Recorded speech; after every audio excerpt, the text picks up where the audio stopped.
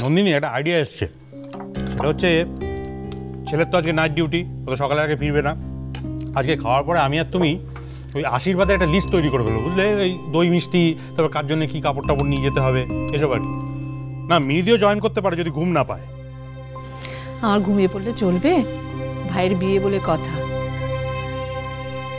এই তো অমর তো বাড়ি ছিল না, ওর ঘরটা কি সুন্দর পরিষ্কার টরিষ্কার করে একেবারে ফিটফাট করে রেখেছি। নতুন বউ আসবে বলে কথা, আমাদের সকলের আহ্লাদের।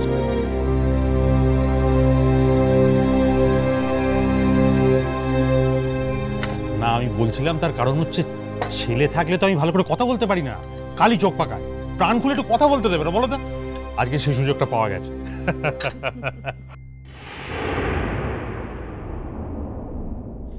সবাইকে খেতে দিচ্ছ, তোমার থালা কই? তোমাকে একটা রুটি দিই? না না না, ঠিক আছে, কিন্তু সত্যি তুমি বসছো না কেন নন্দিনী? এতক্ষণ তো খেয়াল করনি। অবশ্যই এটাই তোমার বরাবরের স্বভাব। এ নিয়ে আমার কোনো কমপ্লেন কোনোদিন ছিল না, আজও নেই। কিন্তু অন্যের কথা শুনে আমার খাবার নিয়ে আজ কেন মাথা ঘামাতে যাচ্ছ বলো তো? I am sorry Nandini, I am so sorry. কেন সরির কি আছে? মেজদা যদি অন্যের কথা শুনে বলেই থাকে তাহলেই বা কি সমস্যাটা কোথায়? শুধু তো বলেইছে, তার জন্য ওইভাবে কথা শোনানোর মতো কিছু তো হয়নি নন্দিনী। আমার তো, আমি যখন তোমার দাদার সঙ্গে কথা বলবো তখন আমি এক্সপেক্ট করবো যে তার মধ্যে আর কেউ কথা বলবে না, এটা আমি পছন্দ করি না।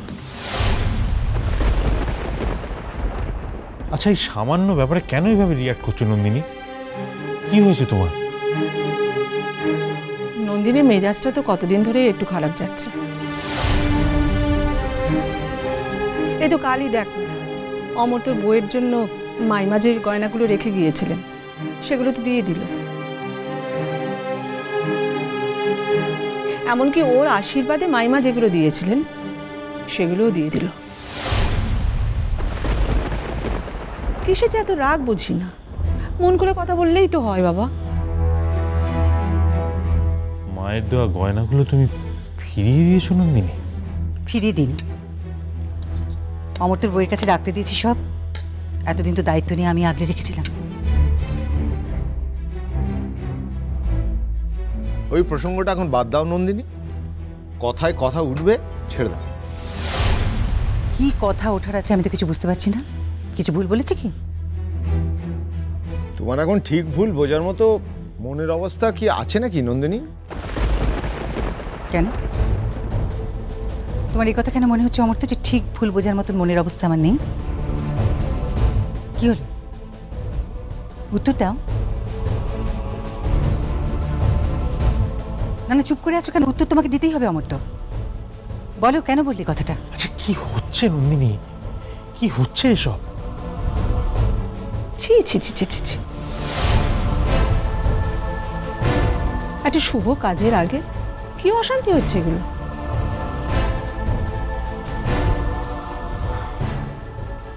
অনন্য, আচ্ছা একটা কথা বলো তো, তুমি আমাকে এই কথাটা কেন বললে যে কি হচ্ছে এসব?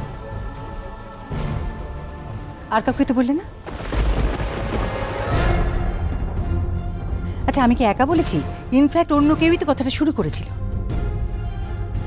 স্বামী হিসেবে সে সমস্ত কথা শোনার পরে তুমি কই একবার তো রিয়াক্ট করলে না? আর এই যে মিনিদি,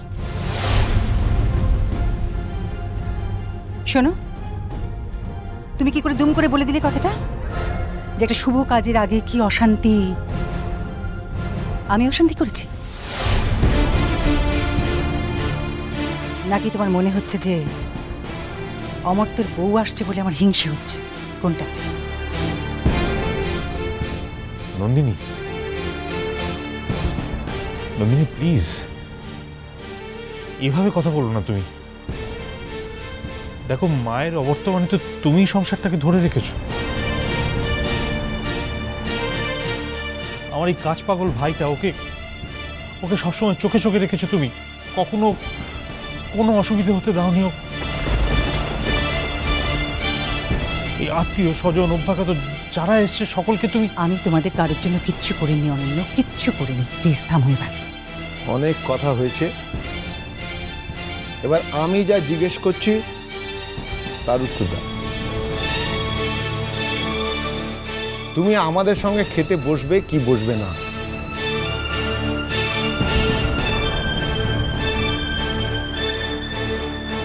কি হলো? নন্দিনী, আমরা তো রাতে কখনো একসঙ্গে ছাড়া খাই না। এবার থেকে খাবে।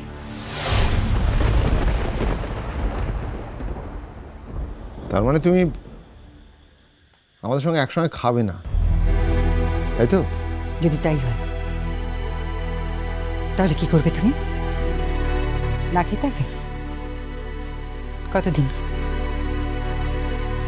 বলো কতদিন, কত মাস, কত বছর? সত্যি সেই উত্তরটা আমি জানি না, তবে এইভাবে যে একসঙ্গে থাকা যাবে না, থাকা যায় না, সেটা বেশ বুঝতে পারছি। জানতাম, আমি জানতাম আমার তো বিয়ে করছো, বউকে নিয়ে আলাদা থাকার প্ল্যান মনে মনে তৈরি করাইছি।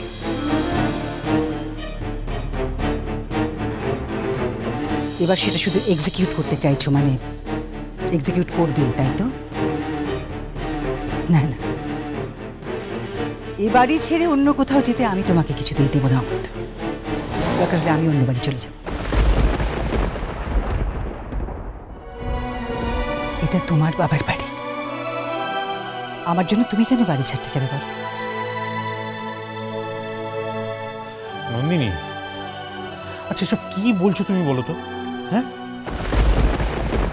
আর শোনো, তুমি বহু বছর চাকরি করছো, এতদিন চাকরি করে ছেলে আর বউয়ের জন্য একটা বাড়ি করতে পারোনি। বেশ, তুমি যদি না পারো এবার আমি নিজেই সেটা করে নেব। আর যতদিন না নতুন বাড়ি হচ্ছে, এবার থেকে তুমি যখন জাহাজে যাবে আমি যাব তোমার সঙ্গে।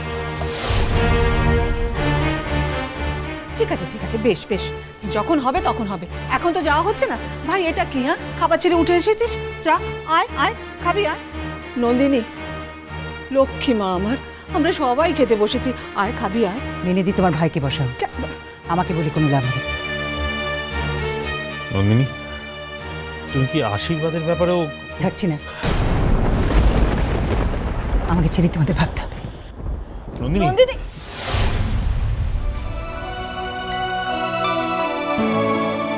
নন্দিনী শোনো,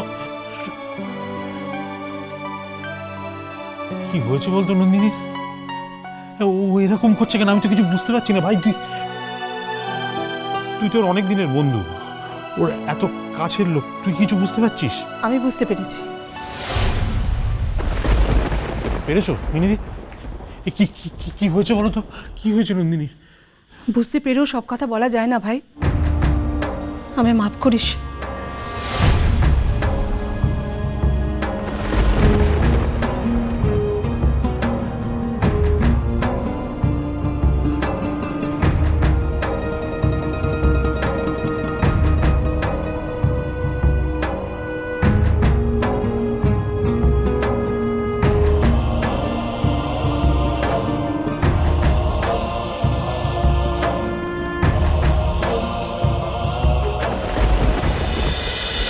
ঠাম্মা,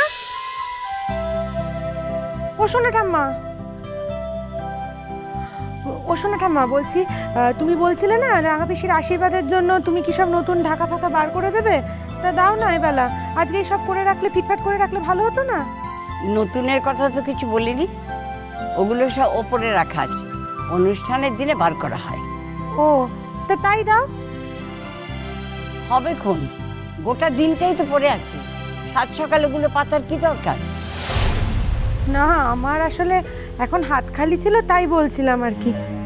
থাক তাহলে।